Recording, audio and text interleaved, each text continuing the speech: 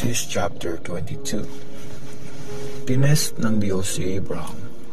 After ng ilang panahon, tinest ng Diyos si Abraham. Tinawag siya ng Diyos, Abraham. Sumagot naman siya, "Nandito po ako." "Ano po yun?"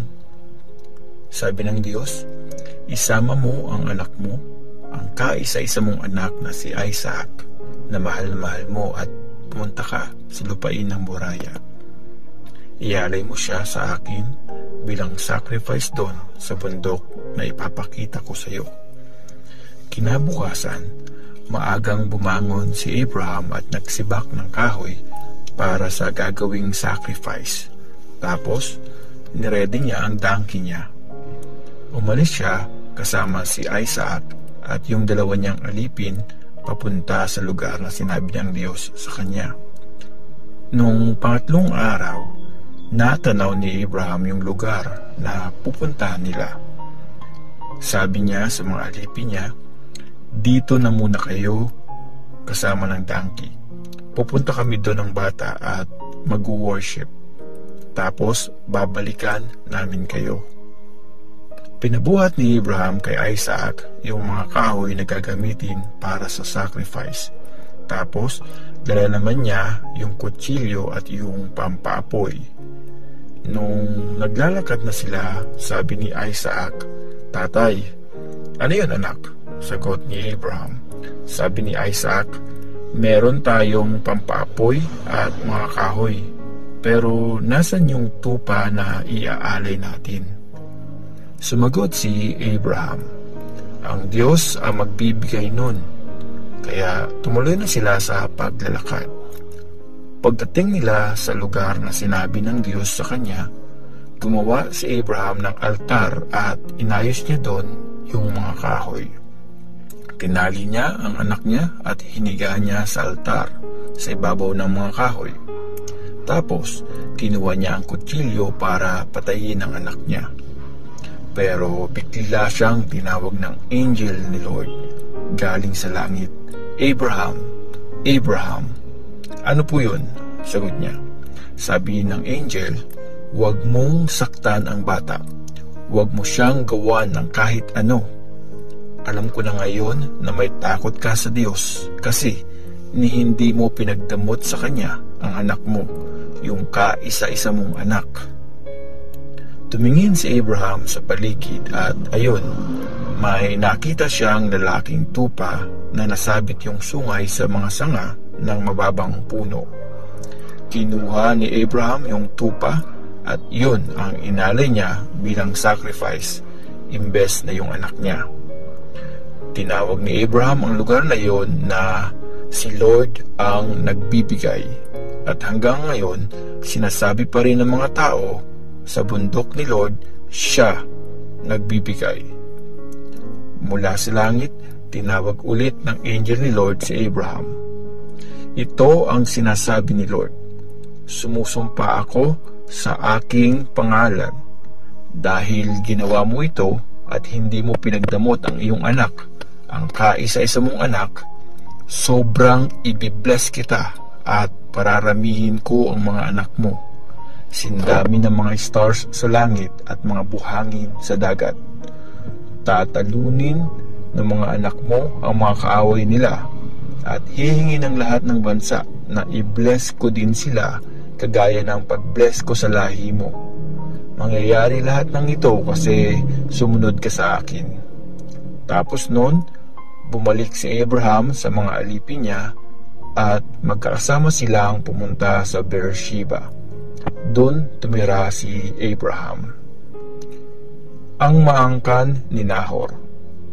After nito, nalaman ni Abraham na nagkaroon ng 8 anak si Milcah sa kapatid niyang si Nahor. Si Uz ang panganay, sumunod si Buz, si Kemuel na tatay ni Aram, si Chesed, si Hazo, si Pildash, si Jidlap at si Betuel na tatay ni Rebecca. Anak ni Milcah ang 8 ito kay Nahor na kapatid ni Abraham. Si Reuma naman ang asawang lingkod ni Nahor. May 4 silang anak, sina Teba, Gaham Tahash at Maaka. Genesis chapter 23. Pumili si Abraham ng libingan ni Sarah. Nabuhay si Sarah ng 127 years. Namatay siya sa Hebron sa lupain ng Kanaan. Nagluksa si Abraham sa pagkamatay ni Sarah. Tapos, iniwan muna ni Abraham ang bangkay ng asawa niya at nakipag-usap sa mga Hittites. Sabi niya, "Dayo lang ako at nakikitira dito sa inyo. Bentahan niyo ako ng lupa na pwedeng paglibingan ng asawa ko." Sumagot ang mga Hittites, "Ganito kasi yan, sir. Mataas ang tingin namin sa iyo dito. Kaya piliin mo na ang pinaka-okay na libingan sa asawa mo. Willing kaming lahat na bigyan ka ng lupa para mailibing mo ang asawa mo." Nagbow si Abraham sa harap nila at sabi niya, "Kung willing kayo na ilibing ko dito ang asawa ko, pakisabi kay Ephron, yung anak ni Zohar, baka pwede niyang ibenta sa akin yung kuweba sa Macpela, yung nasa dulo ng bukid niya. Kahit ibenta niya na sa akin ng buong presyo, babayaran ko sa harap niyong lahat para maging akin na yun at magamit kong libingan." Actually, nandun din si Ephron sa meeting sa city gate. Nakaupo kasama ng iba pang mga Hittites. Sinagot niya si Abraham na naririnig ng lahat. "Wag na, sir. Ibibigay ko na sa iyo yung bukid, pati yung kuweba doon. Witness ko ang lahat ng nandito, sa iyo na yon. Ilibing mo na doon ang asawa mo." Nagbow ulit si Abraham sa harap ng mga Hittites at sinabi niya kay Ephron na naririnig ng lahat, "Please, pakinggan mo ako. Babayaran ko kahit magkano pa yung buong lupain. Tanggapin mo ang bayad ko para mailibing ko doon ang asawa ko." Sumagot si Ephron, "Ganito, sir, 400 pieces ng silver lang ang presyo ng lupang yan. Magkano lang naman yun? Ilibing mo na doon ang asawa mo." Tinanggap ni Abraham ang alok at binayaran niya sa harap ng mga tao yung presyong sinabi ni Ephron. 400 na piraso ng silver ayon sa standard na presyohan na ginagamit ng mga negosyante noon. So, ganito napunta kay Abraham yung bukid ni Ephron sa Macpela sa east ng Mamre, pati yung kuweba doon at lahat ng mga puno sa bukid at sa buong lupain. Naging kay Abraham yon at witness ang lahat ng mga Hittites na nandun sa city gate. Tapos, nilibing ni Abraham ang asawa niyang si Sarah doon sa kuweba na nasa bukid ng Macpela sa east ng Mamre sa lupain ng Kanaan. Tinatawag ding Hebron ang lugar na yon. Naging kay Abraham na yung bukid at kuweba na dating pag-aari ng mga Hittites at ginawa niya yung libingan. Genesis chapter 24. Ang paghahanap ng asawa para kay Isaac. Matandang-matanda na noon si Abraham at blinis siya ni Lord sa lahat ng bagay. Sinabi niya sa pinakamatandang servant niya na in charge sa lahat ng properties niya, "Ilagay mo yung kamay mo sa gitna ng mga hita ko at manumpa ka. Sumumpa ka sa pangalan ni Lord na Diyos ng langit at lupa na hindi ka dito sa Kanaan hahanap ng babaeng makapangasawa ng anak ko. Bumalik ka sa bayang pinanggalingan ko at doon ka sa mga kamag-anak ko maghanap ng mapapangasawa ng anak kong si Isaac." Pero nagtanong yung servant, "Paano po kung ayaw sumama ng babae? Papupuntahin ko na lang ba ang anak mo sa lugar na pinanggalingan mo?" Sumagot si Abraham, "Wag mong papupuntahin doon si Isaac. Si Lord na Diyos ng langit ang nagdala sa akin dito, kaya iniwan ko ang tirahan ng tatay ko at ang lugar kung saan ako pinanganak. Nangako siya sa akin na ibibigay niya itong lupain sa magiging lahi ko. Papaunahin na niya yung anghel niya para makahanap ka doon ng mapapangasawa ng anak ko." Kung ayaw sumama sa iyo ng babae, hindi na kita sisingilin sa sumpaang ito. Pero wag na wag mong dadalhin doon ang anak ko.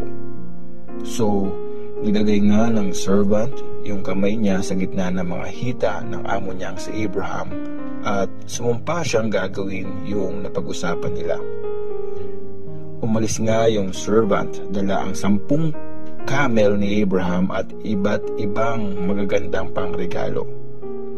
Pumunta siya sa city sa may north ng Mesopotamia kung saan nakatira ang kapatid ni Abraham na si Nahor.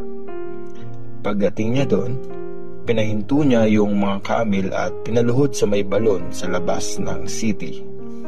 Medyo paggabi na nun at yun yung time na lumalabas ang mga babae para mag-igib ng tubig. Nagpray siya, Lord, Diyos ng amo kong si Abraham, sana maging successful po ako sa pakay ko dito ngayon. Tuparin niyo po ang pangako niyo sa amo kong si Abraham. Nandito po ako ngayon sa may balon. Mamaya, dadating dito yung mga babae sa city na ito para mag-igib ng tubig. Makikinom ako sa isa sa kanila. Pag pumayag yung dalaga at pinainom din niya yung mga camel ko, siya na nga ang pinili mo para sa servant mong si Isaac. Pag nangyari ito, alam kong tinupad mo na ang promise mo sa amo ko.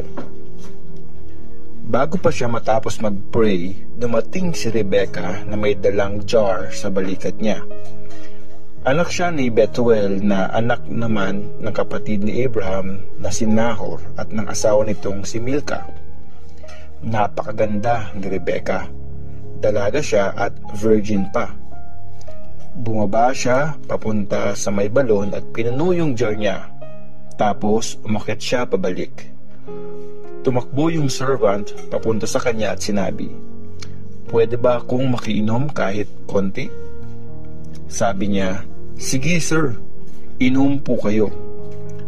Binaba niya agad yung jar at inalalayan yun habang umiinom yung servant. Pagkatapos uminom ng servant, sabi ng babae, "Paiinumin ko na rin yung mga camel hanggang sa gusto nila." Pinuhos niya agad yung laman ng jar niya sa pinag-iinuman ng mga hayop, tapos tumakbo siya sa balon para umigib pa ng tubig hanggang sa mapainom niya lahat ng camel.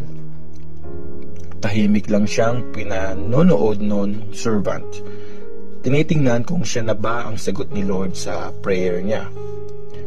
Nung napainom na niya yung mga camel, nilabas ng servant yung dala niyang mamahaling gold na hikaw sa ilong at 2 malalaking bracelet at sinuot yun sa babae. Tapos nagtanong siya, "Kaninong anak ka? Pwede ba kaming makitulog sa bahay niyo?" Sumagot ang babae, "Tatay ko po si Bethuel na anak siya ni Nahor at Milcah. Maraming pagkain ng camel sa bahay namin at meron ding space doon na pwede nyong pag-stayan." Nagbow ang servant at sumamba kay Lord. Sabi niya, "Praise the Lord, ang Diyos ng amo kong si Abraham." Naging tapat siya. Tinupad niya ang pangako niya. Dinala ako ni Lord dito mismo sa mga kamag-anak ng amo ko. Tumakbo yung dalaga papunta sa bahay ng nanay niya at kinuwento niya sa kanila yung mga nangyari. May kuya si Rebecca, Laban ang pangalan. Tumakbo si Laban papunta sa balon kung nasan yung servant. Nakita niya kasi yung hikaw sa ilong ni Rebecca at yung mga suot nitong bracelet. Narinig din niya kay Rebecca yung mga sinabi ng servant. So, pumunta nga siya sa balon at nakita niyang nakatayo doon yung servant kasama ang mga camel nito. Sabi ni Laban, "Bakit andyan ka lang sa labas? Halika na. Lalaking blines ni Lord. Pinaredy ko na yung tutuluyan niyo sa bahay, pati yung lugar para sa mga camel mo." Pumasok nga yung servant sa bahay. Kinalagan ni Laban yung mga camel at pinakain ng mga yon ng dayami. Bigyan niya yung servant at mga kasama nito ng tubig na panghugas ng paa nila. Nung nakahain na ang pagkain, sabi ng servant, Hindi ako kakain hanggat di ko nasasabi yung pakay ko. Sabi ni Laban, sige, sabihin mo na. Ito yung sinabi niya, servant ako ni Abraham. Sobrang blines ni Lord ang amo ko at pinayaman niya talaga. Binigyan siya ng maraming tupa at kambing, maraming baka, mga silver at gold, at mga aliping lalaki at babae, mga camel at mga donkey. Matanda na yung asawa niyang si Sarah nung nagkaanak sila at binigay ng amo ko ang lahat ng yaman niya sa anak niya. Pinagpromise ako ng amo ko, sabi niya sa akin, huwag ka dito sa Kanaan humanap ng babaeng mapapangasawa ng anak ko. Pumunta ka sa bayan ng tatay ko at mga kamag-anak namin at doon ka maghanap ng mapapangasawa niya. Tapos, tinanong ko yung amo ko, paano kung ayaw sumama ng babae? Sabi niya, si Lord ang lagi kong sinusunod. Magpapadala siya ng angel na sasama sa iyo at i-bless niya ang lakad mo. Makakahanap ka ng mapapangasawa ng anak ko galing sa mga kamag-anak ko, sa pamilya ng tatay ko. Pag tumanggi yung mga kamag-anak ko, hindi na kita sisingilin. Yun lang ang kondisyon para makalaya ka sa sumpaan natin. Pagdating ko sa may balon kanina, nagpray ako, Lord, Diyos ng amo kong si Abraham, please, gawin mong successful itong lakad ko. Nandito ako sa may balon. Pag may dumating na dalaga para mag-igib, makikinom ako sa tubig na inigib niya. Pag pumayag siya, tapos pinainom pa niya yung mga camel ko, ibig sabihin nun, Lord, siya na yung babaeng pinili mo para sa anak ng amo ko. Bago pa matapos yung prayer ko, dumating si Rebecca, may dalang jar sa balikat niya. Bumaba siya papunta sa may balon. Sabi ko sa kanya, pwede bang makainom? Binaba niya agad yung jar sa balikat niya. Sabi niya, sige po. Paiinumin ko na rin yung mga camel niyo. So uminom ako tapos pinainom niya rin yung mga camel. Tinanong ko siya, kaninong anak ka? Sabi niya, tatay daw niya si Bethuel na anak ni Nahor at Milka. Tapos nilagyan ko siya ng hikaw sa ilong at sinuotan ng mga bracelet. Yumuko ako at sumamba kay Lord.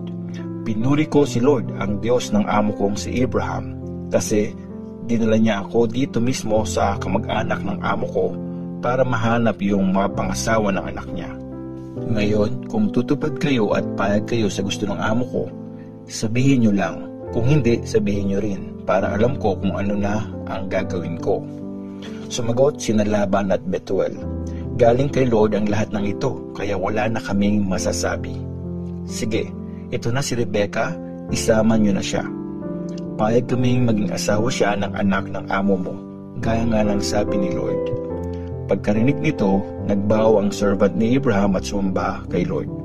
Tapos naglabas siya ng mga damit at mga alahas sa silver at gold, at binigay niya yon kay Rebecca. Binigyan din niya ng mamahaling mga regalo yung kuya at nanay nito. After nun, kumain at uminom yung mga servant ni Abraham at yung mga kasama niya, at doon na sila nagpalipas ng gabi. Pagkagising nila ng umaga, sabi niya, uwi na ako sa amo ko. Pero sabi ng kuya at nanay ni Rebecca, baka pwede mag-stay muna si Rebecca dito sa amin ng ilang araw, mga 10 days, tapos pwede na siyang umalis.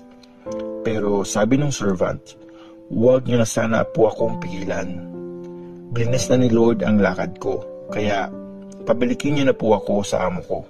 Sumagot sila, tanungin na lang natin si Rebecca kung anong gusto niya. So tinawag nila si Rebecca at tinanong, gusto mo bang sumama sa taong ito? Opo, sagot niya. Kaya pumayag na silang umalis si Rebecca at ang yaya niya, pati yung servant ni Abraham at mga kasama nito. Tapos, blines nila si Rebecca. Kapatid, magkaroon ka sana ng maraming anak. Masakop sana na magiging lahi mo yung mga lupain ng kaaway nila. Tapos, nagready na si Rebecca at yung mga katulong niya. Sumakay sila sa mga camel at umalis na nga kasama ng servant ni Abraham. Nung time na yon, galing si Isaac sa desert na tinatawag na Beer Lahai Roi at tumira siya sa may south ng Kanaan. Isang gabi, lumabas siya para maglakad-lakad sa bukid, tapos pagtingin niya, nakita niyang may mga camel na padating. Nung makita ni Rebecca si Isaac, Bumaba siya sa camel niya at tinanong yung servant, "Sino yung lalaki sa bukid na sumasalubong sa atin?" "Siya ang amo ko," sagot ng servant. Kaya kinuha ni Rebecca ang balabal niya at nagtakip siya ng muka. Kinuwento ng servant kay Isaac lahat ng ginawa niya. Tapos, dinala ni Isaac si Rebecca sa tent na tinirhan ng nanay niyang si Sarah. Naging asawa niya si Rebecca at minahal niya ito. Dahil kay Rebecca, na-comfort si Isaac sa pagpanaw ng nanay niya.